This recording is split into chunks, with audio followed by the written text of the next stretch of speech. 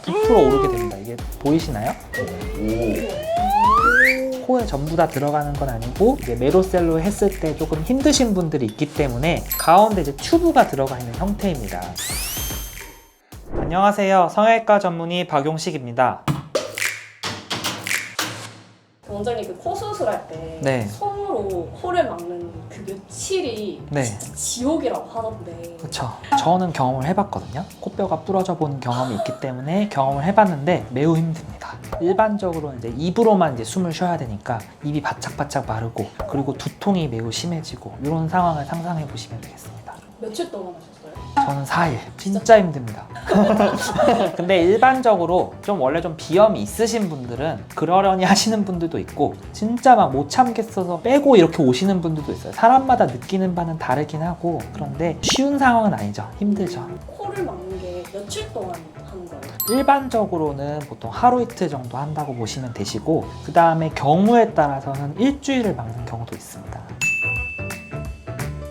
어쨌든 코 수술을 하면은 이제 우리가 겉부분도 열었다 닫지만 이 비중격을 비롯한 이 안쪽 부분도 열었다 닫기 때문에 그 부분에 이제 피가 고인다든지 부종이 생긴다든지 이런 상황들이 발생할 수가 있는데 여기를 안쪽에서부터 압박시켜주면은 그런 출혈이라든지 아니면 안쪽에서 붓는 것들을 이제 많이 가라앉힐 수가 있는 거죠. 어떤 병원은 코를 안 막는 병원도 있다고 들었거든요. 네. 그럼 굳이 안 막아도 되는 거 아닌가요? 아예 안 막으시는 분들은 잘 없을 거고 실리콘 시트라고 딱딱한 판을 양쪽에 꼬매놓는 경우도 있습니다. 양쪽에 꼬매놓으면은 꼬매놓은 판끼리 압착이 되면서 붓기나 이런 걸 조금 감소시키는 경우가 있는데 저는 개인적으로는 실을 이제 왔다 갔다 하는 행위 자체가 손상을 준다고 생각하고 있기 때문에 저는 개인적으로 선호하진 않지만 그걸 선호하시는 분들도 있습니다.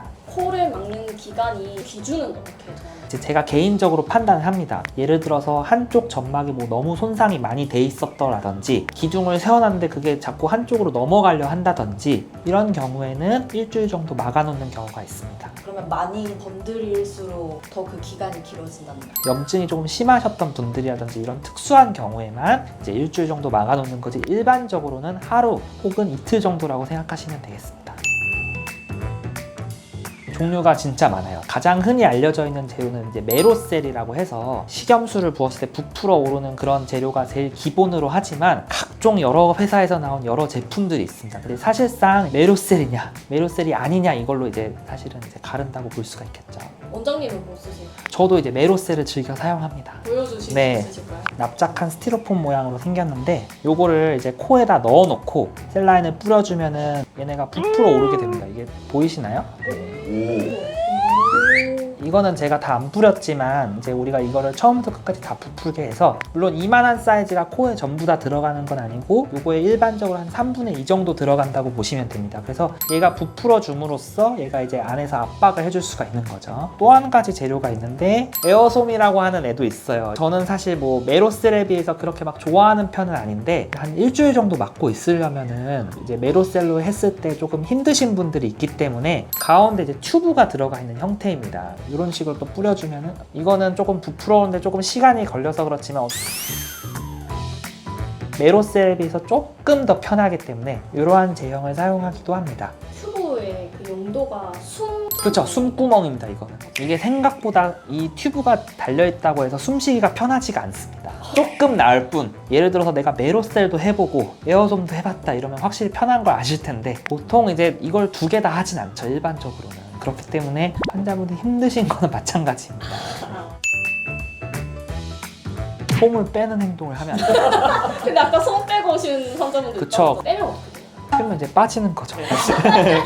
안에 이제 피가 고인다든지 이런 상황이 좀 걱정은 되겠죠.